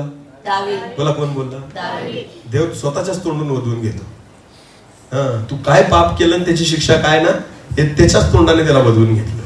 तूच म्हणतो ना तो कशाचा योग्य आहे? प्राणदंडाच्या योग्य आहे. पुढे वाचा. त्याने कृत्य केले, त्याला काही दयामाया वाटली नाही म्हणून त्याने त्या मेंढीच्या चौपट बदला दिला पाहिजे. पुढे वाचा. नाथान दाविदाला म्हणाला, तो सगळं दावीद बोलल्या बरोबर नाथान संदेशा दाविदाला म्हणाला, तो मनुष्य तूच आहे. अरे दाविदा, तो तूच आहेस, तो तूच आहेस. बरोबर न्याय केला. तू मारून टाकायला पाहिजे, त्याला प्राणदंड द्यायला पाहिजे, पण तो म्हटला तो पापी मनुष्य तूच आहेस. दाविदाचे हात पाय गळाले, दावीद थरथर कापला. दाविदाला कळून गेलं, देवाला ही गोष्ट कळली. बोला देवाला ही गोष्ट कळली. त्याला माहिती आहे सगळं मी काय केलेलं आहे. तोपर्यंत त्याला वाटतच नव्हतं की देवाला माहिती आहे, पण त्या क्षणी दाविदाला कळून गेलं, देवाने सगळं पाहिलं. मी बंद खोलीत पाप केलं, देवाला माहिती आहे. मी गुंडाळी पॅक करून योवाबाला पाठवली, देवाने वाचून घेतली. मी जे जे केलं ना ते सगळं परमेश्वराला माहिती आहे. आणि मग पुढे काय झालं? दुसरे राजे 12, 13 आणि 14 वाचा. दुसरे राजे 12 वचन 13 आणि 14. दावीद नाथानाला म्हणाला, मी परमेश्वराविरुद्ध पातक केले आहे. कबूल केलं दाविदाने, पळून नाही गेला. नीट लक्ष द्या. दावीद देवापासून पळाला नाही, दाविदाने काय केलं? कबूल केलं, मी देवाच्या विरोधात पाप केलेलं आहे. पुढे वाचा. नाथान दाविदाला म्हणाला, परमेश्वराने तुझे पातक दूर केले आहे, तू मरणार नाहीस. टेन्शन नको घेऊ, तू मरणार नाहीस. आता नीट तुला इथं पुढे नीट वाचा. पुढे लक्ष द्या. तरी तू हे काम करून, पण तू जे पाप केले ना दाविदा, परमेश्वराच्या शत्रूंना उपहास करायला, परमेश्वराच्या शत्रूंना उपहास करायला निमित्त दिले. सैतानाला देवाला चिडवण्याचं निमित्त दिले तू पाप करून. कारण तू विश्वास होता, तुला मी राजा केलं, धुळीतून उचललं, कंगालाला धुळीतून उचलून अधिपतींच्या पंक्तीच बसवलं, मी तुझ्यावर एवढे उपकार केले. पण तू हे जे पाप केलं ना, तू काय केलं माहिती का? देवाचे जे शत्रू आहे ना सैतान, त्या शत्रूला उपहास करण्याचा निमित्त दिलेला आहे. आणि बायबल म्हणतं देव स्वतःचा उपहास होऊ देत नाही, वो ठट्टो में नहीं उडाया जाता. हालेलुया. दाविदाला परमेश्वराचं वचन आलं की तू मरणार नाही, पण तू परमेश्वराच्या परत वाचा ते, तरी तू हे काम करून परमेश्वराच्या शत्रूंना उपहास करायला निमित्त दिले आहे. यास्तव तुला जो पुत्र झालाय तो खात्रीने मरणार. तो मरेल, तो वाचणार नाही. तो मरेल, तो वाचणार नाही. कारण ही तुझ्या पापांची शिक्षा आहे. समजतंय का? देवाच्या नावाची थट्टा होणार नाही, चेष्टा होणार नाही. तो मरेल खात्रीने. लक्षात घ्या. आणि हे जी घटना घडली ना, त्याच्यानंतर दाविदाला कळून गेलं, मी कुठं पडू, मी कुठं लपू, मी नाही लपू शकत. मी वर आकाशात चढून गेलो तरी तिथं तू, मी अधोलोकात बिछाना टाकला तरी तिथं तू, मी अंधारात लपून बसलो तरी अंधार तुझ्यापासून काही लपवणार नाही. हे जे होतं ना सगळं दाविदाला कळून गेलं, देवापासून मी पळून जाऊ शकत. पण हीच गोष्ट योनाला कळली नाही. योनाला वाटलं मी पळून जाईल, कारण अजून अनुभवच घेतला नाही कोणाचा, अजून देवाला ओळखलंच नाही की देव आहे काय. योना तो फक्त इस्रायलाचा परमेश्वर नाहीये, तो सगळ्या जगाचा परमेश्वर आहे. आमेन. देवाचं फक्त इस्रायल राष्ट्र नाहीये, देवाचं सगळं सृष्टी आहे. हालेलुया. सगळी सृष्टी कोणाची आहे? आकाश आणि पृथ्वी कोणाची आहे? जे नजरेत येतं आणि येत नाही ते कोणाचं आहे? सर्व त्यानेच निर्माण केलं. बायबल मध्ये म्हटलेलं आहे सर्व त्याच्यामध्ये, त्याच्याद्वारे आणि त्याच्यासाठीच निर्माण झालेलं आहे. हालेलुया. सगळं परमेश्वराकडून आहे. आमेन. नाही पळू शकत तुम्ही, नाही पळू शकत देवाच्या नजरेपासून. त्याचा उपवास व्हायचा नाही, थट्टा व्हायची नाही. देव शोधूनच काढतो. हालेलुया. योनाला वाटलं मी काय करेन? पळून जाईल, पळून जाईल, देवाच्या नजरेपासून पळून जाईल. किती दूर? तार्शिशला निघून जाईल. देवाला तर माहितीच नाही तार्शिश कुठे आहे ना, एवढ्या लांब देव येऊ शकणार नाही त्याला वाटलं, आणि म्हणून तो तार्शिशला जायला निघाला. आदाम आणि हवेने पाप केलं ना, त्यांनी पण अशीच गंमत केली होती. काय?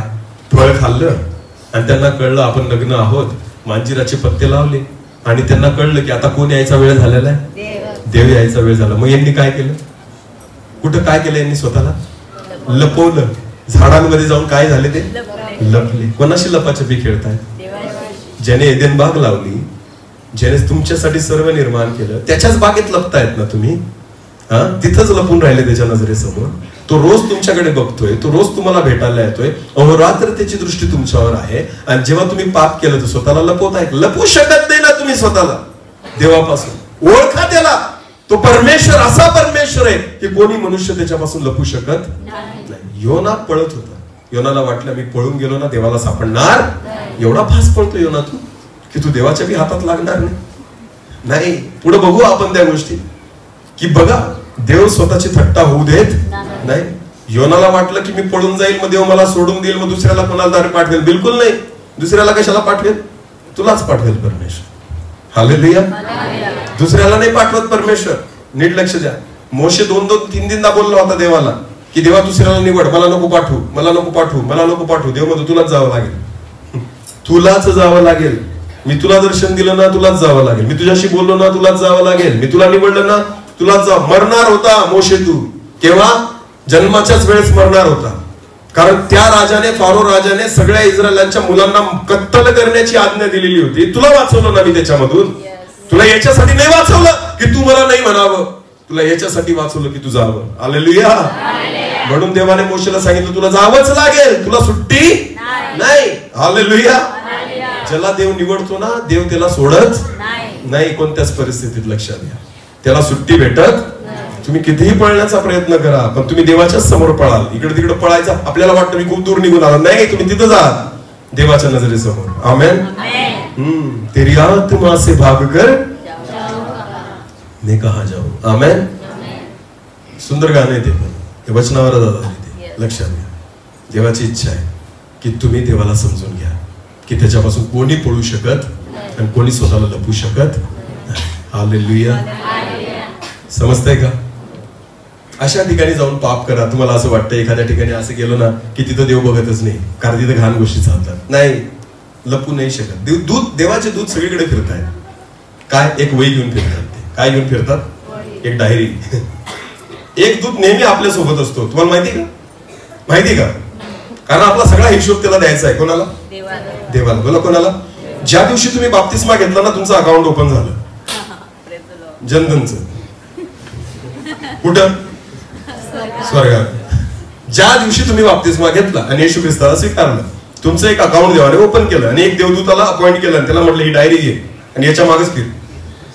दिलीप सोदकच्या मागे फिरायचं, सोडायचं नाही. दिलीप सोदक कुठं जातो, काय करतो, काय खातो, काय पितो, कोणाशी बोलतो, किती कमवतो, कोणाला काय देतो, सगळं कुठं लिहायचं? कुठं लिहायचं? कोण फोडेल मग ते? कोणीच नाही. सगळं लिहिलेलं आहे तिथं. हालेलुया. सुट्टी नाही. सुट्टी नाही कोणाला. सगळं लिहून ठेवतो परमेश्वर. A to Z परमेश्वराने लिहिलेले. आमेन. तुम्ही कोणाशी काय बोलले, सगळे तुमचे व्हॉट्सअपचे मेसेज तुम्ही डिलीट मारा लो. तुम्ही डिलीट माराल पाऊल, पण देव डिलीट होऊ देत ते नंतर दाखवेल देव तुम्हाला. केव्हा? जेव्हा तो कोणत्या आसनावर बसेल. हा, सगळे व्हॉट्सअप उघडले जातील. देवाचं वचन म्हणतं ना, तुम्ही वचनात ऐकले का की ज्या वेळेस परमेश्वर न्यायासनावर बसेल पुस्तके उघडली जातील. बोला पुस्तके. आता तो ऑनलाईनचा जमाना आहे ना आता, मग कोणती पुस्तके उघडेल देव? सगळे तुमचे व्हॉट्सअपचे मेसेजेस, सर्व इंस्टाग्रामचे पेजेस उघडले जातील. आणि मग देव सांगेल, बघ बेटा हे तुझं अकाउंट जे आयुष्यभर तू चालवलं ना, त्याच्यातले सगळे मेसेज तुझ्या समोर येतील. आणि तुम्ही म्हणत, प्रभू मी तर डिलीट मारले, मी तर डिलीट मारले. प्रभू म्हणतो, मी सेव्ह करून ठेवले ना माझ्या हार्ड डिस्क. तू लाख डिलीट मारले असतील, पण तुझ्याकडे येण्याच्या अगोदर ते मला पाहत होतो ना, मी तिथूनच कॉपी पेस्ट करून घेत होतो. ते समजतंय का? अरे बोला ना. मग तुम्ही तुमच्या मोबाईल मध्ये डिलीट माराल हो, पण न्यायासनावर जो बसलेला आहे त्याचं काय? त्याच्या लॅपटॉप मधून कोण डिलीट मारेल? मी खायला पैसे द्या डिलीट मारण्याचे. अरे बोला ना. स्वर्गदूताला म्हणाल 10,000 देतो दिलीप सोदत, कर डिलीट. माझ्याकडे पैसा आहे. होऊच शकत नाही. तुमचा पैसा देवा तुमचा पैसा तुम्हाला वाचवेल का? तुमची प्रतिष्ठा तुम्हाला वाचवेल का? नाही. तुम्ही तेच वागा आणि तेच जगा जे देवाला आवडतं. आमेन. काहीच लपू शकत नाही. दया तोपर्यंत होईल जोपर्यंत माझा प्रभू कुठं बसलाय. एकदा तो ह्या सीटवर आला ना, तुम्ही रडा कुडा काही करा, दया होऊ शकत नाही. आमेन. इथं जो व्यक्ती, देव जोपर्यंत इथं आहे तोपर्यंत जो व्यक्ती पश्चाताप करेल ना, तुमचे सगळे पाप डिलीट करेल. प्रभू काय करेल? डिलीट करेल. पण कुठं बसल्यावर? दयासनावर. पण इथं एकदा येऊन गेला ना, इथं डिलीटचं बटन नाही, डायरेक्ट एंटर मारेल. काय करेल? एंटर. त्या पापानुसार तुमची शिक्षा फिक्स. लक्षात घ्या. इथं डिलीटचं बटन नाहीये. आमेन. इथं कोणतंच पाप रद्द होणार नाहीये. परमेश्वर ह्या आसनावर बसण्याच्या अगोदर पश्चाताप करा. देवाला ओळखून घ्या. आमेन. योना देवाला ओळखत नव्हता म्हणून पळत फिरत होता. त्याला वाटलं मी पळून जाईल. नाही पळणार योना तू. पुढे बघा त्याची गंमत. योनाची गंमत आपण पुढे बघू पुढच्या सेशन मध्ये. योना भारी आहे. योना आपल्यामध्ये बरेच योना बसलेले आहेत. समजले का? आपल्यामध्ये बरेच योना, भले नाव वेगळे असतील तुमची, पण आहेत योनाच. तुम्ही पण असंच विचार करता, काही देवाला समजत कळत नाही. म्हणून आपण बघा ना, तुम्ही किती सोपी गोष्ट आहे. चर्च मध्ये आल्यानंतर पाप करतात का? नाही. पण बाहेर गेल्यावर कोणासारखे आपण? योना. पळून जाऊ दूर, देवाला दिसणार नाही. तर तुम्ही पण तेच समजता ना. देव आपल्याला वाटतं देव कुठं राहतो? चर्च मध्ये ना. चर्चच्या बाहेर देव निघत नाही. मग बाहेर गेल्यावर आपल्याला पटेल तसं करायचं, कारण देव आपल्याला पाहत नाही. आपण पण योनाच आहेत ना मग ना. पळून जातो देवापासून दूर आणि आपल्याला वाटतं देव मला बघत नाही. नाही नाही नाही नाही, देव तुम्हाला बघतोय. हालेलुया. हा, बघू अजून पुढे योना बद्दल ना एक सेशन. आता आपण इथे ब्रेक घेऊ आणि त्याच्यानंतर पुढच्या सेशन मध्ये जाऊ. चालेल ना? ओके. एक छोटीशी प्रार्थना करू आणि आपण प्रार्थना पुढील सेशन मध्ये जाऊ. सर्व शक्तिमान आमच्या जिवंत देवा, प्रभू तुला धन्यवाद देतो. आज परत एकदा तुझ्या जिवंत वचनाद्वारे आमच्याशी बोललायस. माझ्या देवा, तुझं वचन सांगतं परमेश्वर, योना तुझ्यापासून पळत होता, पण दावीद म्हणतो कुठं पळू मी तुझ्यापासून? मी जिथं गेलो तिथं तू आहे. मी स्वतःला लपवू नाही शकत. अंधार पण माझ्यापासून काही तुझ्यापासून काही लपवू शकत नाही. प्रभू अहोरात्र तुझी दृष्टी आमच्यावर आहे. परमेश्वर तू आम्हाला सहाय्य कर की आम्ही तुझ्याशी विश्वास वगैरे राहू. जोपर्यंत तू दयासनावर आहे प्रभू, आम्ही तुझी दया मिळवून घ्यावी, प्राप्त करून घ्यावी, यासाठी कृपा दे परमेश्वर. कारण एकदा जर तू न्यायासनावर आला तर प्रभू तिथे न्यायच ठेवलेला आहे. तिथं कोणावर दया होणार नाही. हा कृपेचा काळ आहे. ती कृपा आम्ही प्राप्त करावी, यासाठी सहायता कर. आम्ही सर्वजण तुझ्या परत राहत येतो. जे वचन पेरलं गेले अनेक पटीने फलदायी कर. पुढचं सेशन तुझ्या आत्म्याच्या उपस्थितीत पार पडू दे. आदर, मान, महिमा, गौरव, सन्मान तुलाच देऊ. प्रार्थना येशू प्रभू तुझ्या पवित्र आणि गोड नावाने मागितली. आमेन.